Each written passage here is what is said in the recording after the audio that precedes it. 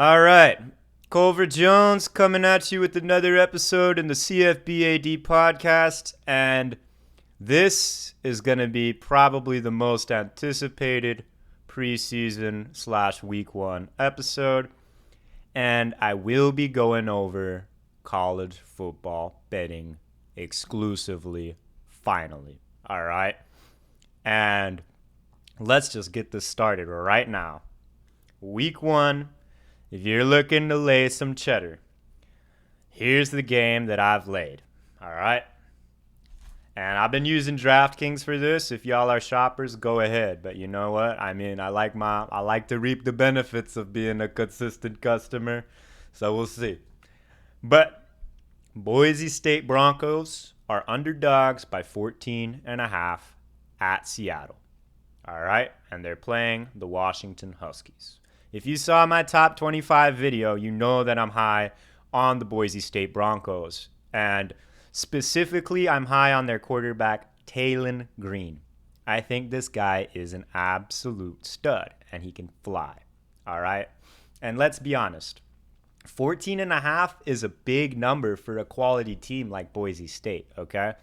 They were playing in the conference championship last year, and yeah, they did lose to Fresno, but they had beaten them earlier in the year. And yeah, they lost to Oregon State, but I mean, once Taylon Green replaced Bachmeier, they actually started scoring. And Green can just flat out fly.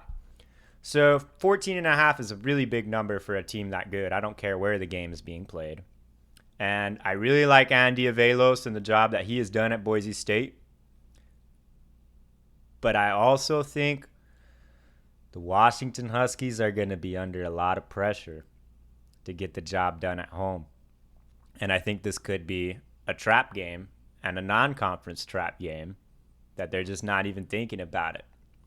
I'm going to go on record saying there will be an upset in week one. I mean, I will say that probably every week because there's almost always an upset. I would be a little disappointed if there wasn't a true upset. Y'all know what I mean. I'm talking about like a double-digit line at least, maybe 2 touchdowns or more. And this is one of them. And I put a lot on the 14.5, and I'm not going to lie, I put a little on the plus 440. Washington Huskies are the team in the Pac-12 that I'm less high on than other members of the media. So I'm higher on Oregon State and Utah and the Ducks and the Trojans than them. I mean, there is some skepticism about the Ducks' offensive line, but still, Washington has a high-octane offense, but we'll see how this goes against Boise State. I definitely like the 14.5. If you're feeling ballsy, take the plus 440. I'm going now to my second most confident bet, and here we got the South Carolina Gamecocks. All right. And here, I feel like the money line is where I'm at because it fell under that magic number of 3. So if South Carolina loses by a field goal, they will not cover. So they are plus 115 in the money line against North Carolina. And game day is going to be there. And it's at a neutral site. It's in Charlotte. South Carolina should travel decent there, but I definitely feel like it's kind of like a Florida State LSU situation. But let's talk about the Gamecocks. Last year, what they showed, which is the key, what they showed is they have the ability to beat anybody. They beat Tennessee and Clemson, 2 of the best teams in the country, and they can beat them wherever. And outside of Drake May, I think overall, the South Carolina Gamecocks are a better team than the Tar Heels. And I think that they're going to play well, play solid, show up ready, and I think they're going to pull it off against their neighboring state. So I'm taking South Carolina over North Carolina. I think they're going to win this showdown, okay? I'm going with the SEC over the ACC. Number 3, I'm going to a town which I do not reside far from, and this is a really big number. but I'm going with the Tennessee Volunteers to cover minus 28, okay? And let's be honest, Tennessee and Josh Heupel love to run up the score, okay? That's what they do. That's what they did last year, and they love to score fast, okay? I think that they're going to put up a 50 piece. And this game's actually being played in Nashville, so it's really close to where I reside. Damn, I remembered that it's not in Knoxville.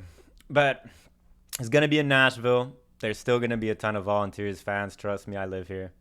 And let's just face it, UVA is not a good team at all. Okay? They're just not. Tennessee's going to slam them. And 4 touchdowns is not enough. Tennessee always scores more than 28. And I think they will score enough, fast enough, and get enough turnovers / stops that margin will be bigger than 28. I think it could be 35, 42. And the thing about Tennessee and this squad is their defense is going to have to show out and prove some people wrong, right? Their defense is going to have to show us that they can actually play. And I mean, the SEC is going to be a different showing, but I could see them really flexing their muscles against a inferior opponent like Virginia. So there you go. Those are the 3 that I'm most confident about. We got Boise State plus 14.5. We got South Carolina plus 11. We got South Carolina plus 115. My bad, y'all. Plus 2.5 if you still want to take that over the money line. But I just say go with the extra value. Come on. And Tennessee minus 28. And here are the others that I'm kind of considering. I said earlier in my SEC preview that I think that I'm not going to touch the LSU FSU game. And I still think that's the case. We'll see if I have a change of heart come Sunday. But Florida State is a 2.5 point underdog. And the reason why I'm taking them is I trust their quarterback more, but more importantly, I trust Jaden Verse and their defense more than LSU's. All right. We saw LSU win some great games, but let's face it, Tennessee blew them out and Georgia blew them out. So that's why I'm a little reluctant on this, but I still think I'm going with the underdog FSU, and it's in their state. So there we go. We got Florida State 2.5. I'm not going to press the homer button, but I like my Beavs minus 16.5. I think that they're more physical than USC, and they're going to show that San Jose State offense a lot less comfort. And yeah, USC did not look that good against San Jose State, in my opinion. It's week 1. They did score, but I think I'm going with the Beavs minus 16.5, and I think they have just a better defense than SC. And I really think they're going to keep the ball away from San Jose State. I think their offensive line is just going to keep punching them and keep punching them and keep hitting them with Martinez. And Martinez is going to get a ton of yards, so start using Fenwick. And they'll start using DJ a lot and getting them going. And it's going to be some smash mouth football that SJSU is not ready for. So Beavers minus 16.5. I'm not going to lay it because that's my team, but y'all should probably. And then I also kind of like Fresno plus 4 against Purdue. I think that Purdue is just going to be a completely different team. They got a new head coach. They lost their quarterback. They lost their best receiver. They lost their tight end. It's just not going to be the same Purdue team. Who knows what we're going to get? The answer is nobody until we see them play. And Fresno is a quality team. They're the Mountain West champions. And they're underdogs. And so I think they're going to win. I think I might even take that money line, but I'll do a little more research on that. I'm not as confident on any of those 3s as I am about the first 3 that I said, but those are potential bets I would lay. Also, if y'all saw my Utah, Florida video, I think that even without rising, the minus 4.5 is maybe in play still. Just because I like that home field advantage at Rice Eccles. And I don't think the Gators will. So, maybe. But going into next week, week 2, take Baylor against Utah. Sorry if you're a Utah fan, but Baylor is the better bet, not the better team. But if Rising is just coming back, Baylor might give him hell at Waco. So, yep, those are my week 1 bets. Moving on, let's go with some futures bets, all right? And I'm going to split this up a little bit. So we're going to start off with just straight up over-under wins, and then I'm going to go over some value bets. So if you're looking for some safer bets that I think will probably pay, number 1, it's the common denominator in these 2 pages is I got the Gamecocks over 6. And I got them at minus 125. So, albeit it's not the best possible odds, right? It's not the best payout. But the fact that 6 is a push is insulting. Insulting to the Gamecocks, who showed that they could beat anybody. And they had a great season. And honestly, I see Spence improving because, I mean, it was his first year in that system. It was his first year with Beamer. And they won 8 last year, I think. Maybe 9. So the fact that they're going to regress that much is like, and say that they're not going to make a bowl game in the SEC East seems absolutely absurd to me. So I think that South Carolina over 6 is absolutely free and y'all should take it. Put a lot of money on it. Why not? And if I'm wrong, I apologize. All right. Here's another one. And this is another one that y'all might be keyed in on if you saw my top 25 video. Is another team that was actually surprisingly to some in my top 25 is the Maryland Terrapins. And their over is 7.5 and it's plus money. And this might be surprising to some because 7.5 is a pretty big number, right? They can't lose 5 games. And you're talking about them in a division with Penn State, Ohio State, and Michigan. So basically, they can't lose 2 more games outside of that, right? But Maryland was really competitive against Michigan, and they were deceptively competitive against Ohio State last year. So I think they maybe could pull up an upset against one of those two, or maybe against Drew Aller's freshman year in Penn State.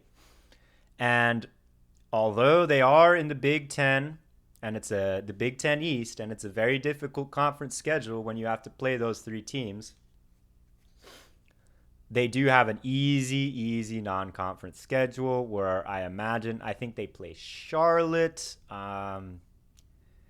Gosh, I forget who else, but I mean, if I'm forgetting them, they're probably going to go unscathed. So imagine Maryland's 3-0. I think they will take care of business pretty well against every other team in the Big Ten. And honestly, I can see them beating one of the Michigan, Ohio States, or Penn States. I think that they could be a good upset team this year. And this is another thing. First of all, I really love their coaching staff. I think they got a great coaching staff, and their offense and passing attack is lethal. And great passing teams can always win a game, for sure. I mean, maybe they won't win as much as teams that are big and great in the trenches, but they can always beat anybody at any given day. And the thing that Maryland will have the advantage on over everybody is they, in my opinion, until Aller shows me someone or something, until Mordecai shows me something in the Big Ten, until McCord, McCarthy, until they show me more, I'd say Maryland has the best quarterback in the conference in Tua's little brother, Taulia Tagovailoa. And he's experienced. It's definitely paramount that he stays healthy. But as long as he stays healthy, I think he's the best quarterback in the conference, at least preseason for me. So they will have that advantage over every other team. And this is also plus money, too. So, yeah, I like that Maryland over 7.5. I think that 9 is their ceiling, but I doubt they go below 8. So Moving on to my third over-under. I'm going with Cal. Well, I guess not over. Over-under wins. Y'all know what I mean. Okay. I'm going with the California Golden Bears under. The California Golden Bears under. Say that 5 times fast. And I took it last year, and I'm taking it again. And once again, if you saw my video on the Pac-12, you will know that Justin Wilcox, the head coach of the Cal Bears, started off good, and then boom, getting worse and worse. 5-7, then 4-8, and now I think 3-9. And unlike Maryland, California has a hard non-conference schedule. They're only favored by 4 against North Texas, and honestly, I think North Texas could beat them. I mean, Vegas does too, clearly. And then they're gonna have to play the next game. Auburn is gonna go there. So you got to think that the SEC team is going to get the better of them. So they might go 1-2 non-conference. Let's say they go 1-2 non-conference. Nobody thinks they're going to win 4 games in the conference. And even if they do, that's still only a push. Let's say if they go 2-1 non-conference. Let's say I think it's North Texas and Idaho. Let's say they win those 2 games and then they lose to Auburn, so they're 2-1 non-conference. They still have to win 3 conference games for a push. You'd still be counting on them to win 4 conference games. And it's minus 105, so it's not even minus 110. It's almost like even. So if you are telling me legitimately that you think Cal's going to win 3 conference games, let alone 4, let alone 5, no. I'm sorry. They just don't have the guys. And it's not like they have a new head coach or unanswered questions. I think we kind of know what we're going to get from Justin Wilcox and the Cal Bears. They do have Jaden Ott, but I don't think Jaden Ott's enough. And let's face it, the Pac-12, this is going to be probably the best year of the Pac-12. Like, obviously, the Pac-10 had some deeper years, but this is going to be the best year of the Pac-12 and the last year of the Pac-12, sadly.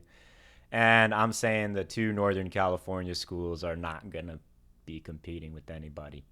So Cal under 5. I'm surprised it went up from 4.5 to 5.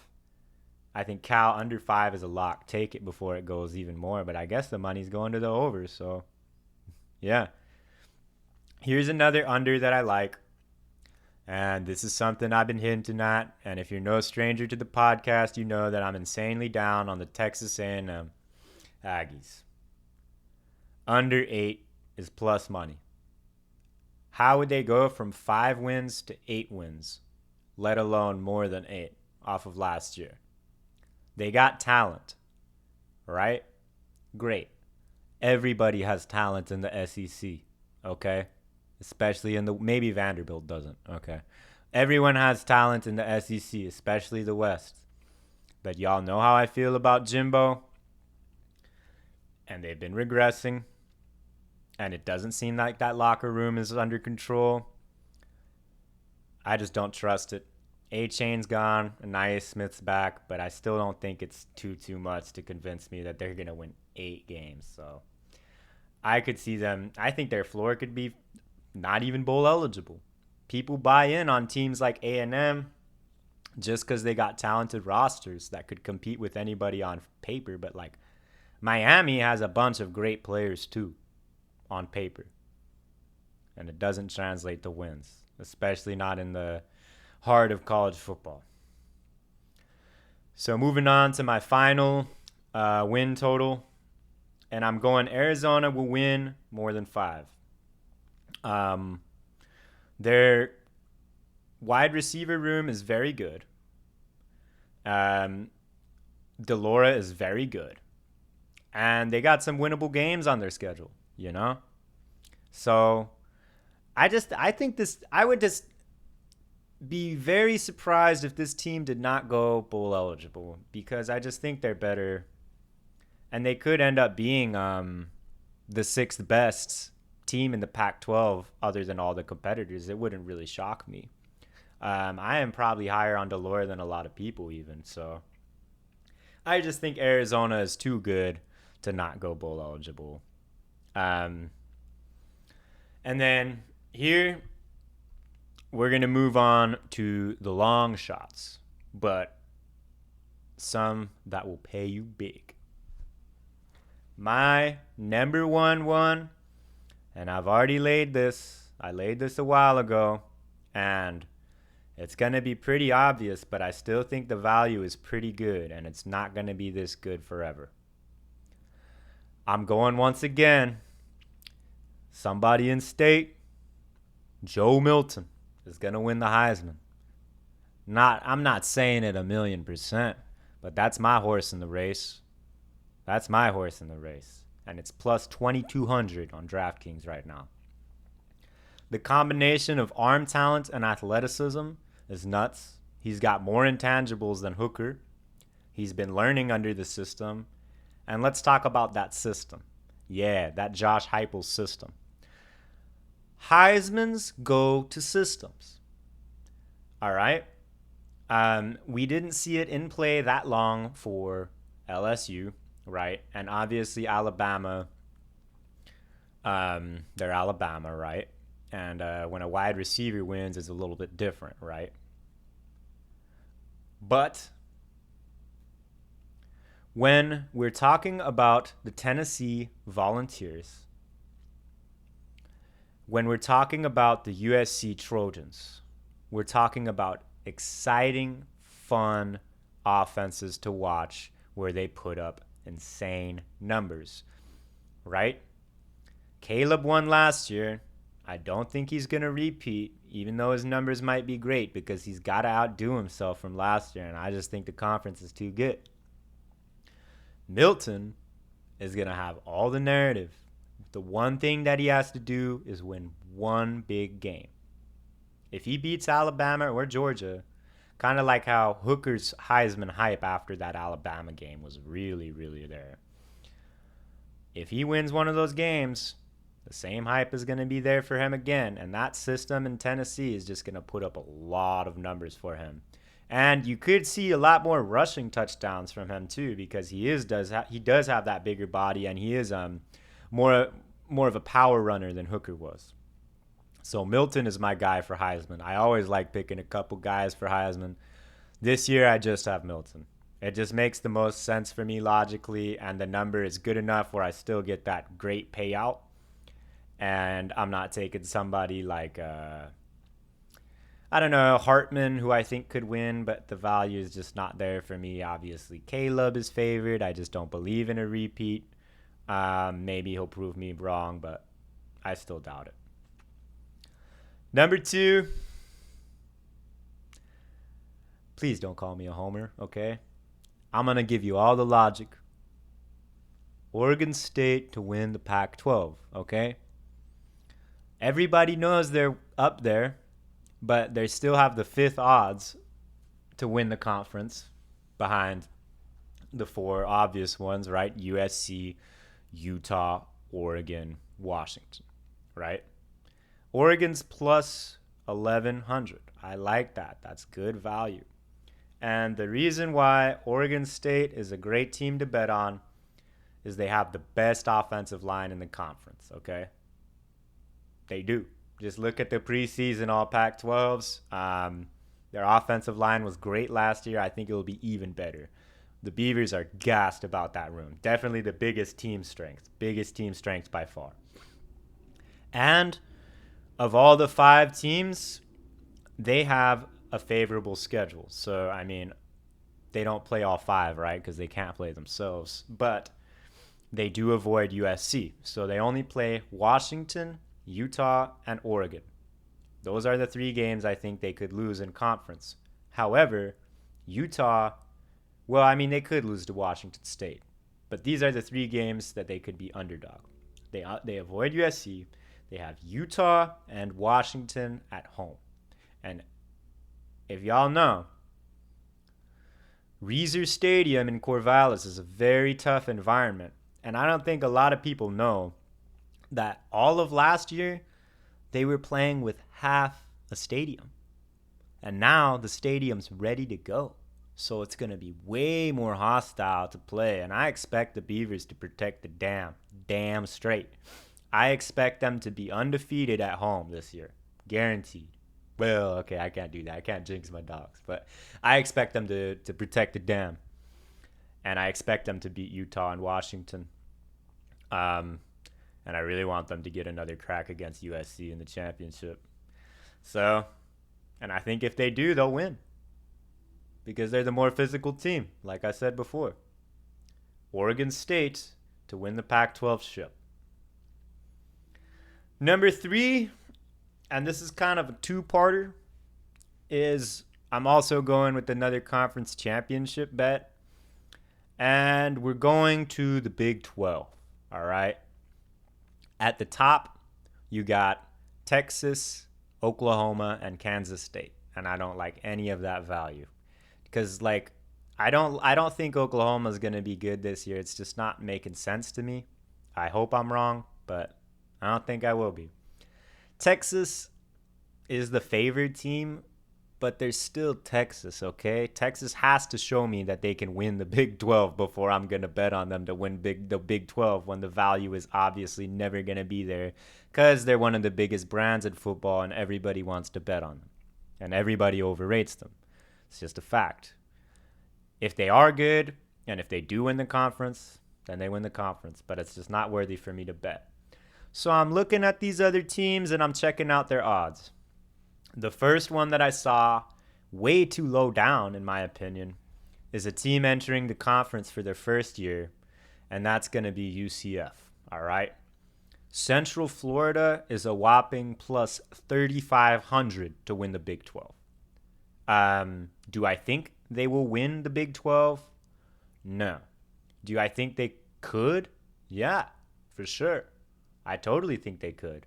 I think they have one of the better coaches in the conference, one of the more proven coaches in the conference, and I think they have one of the better quarterbacks in the conference. And so obviously that's a great fucking duo to start, and they're a very well-balanced team last year.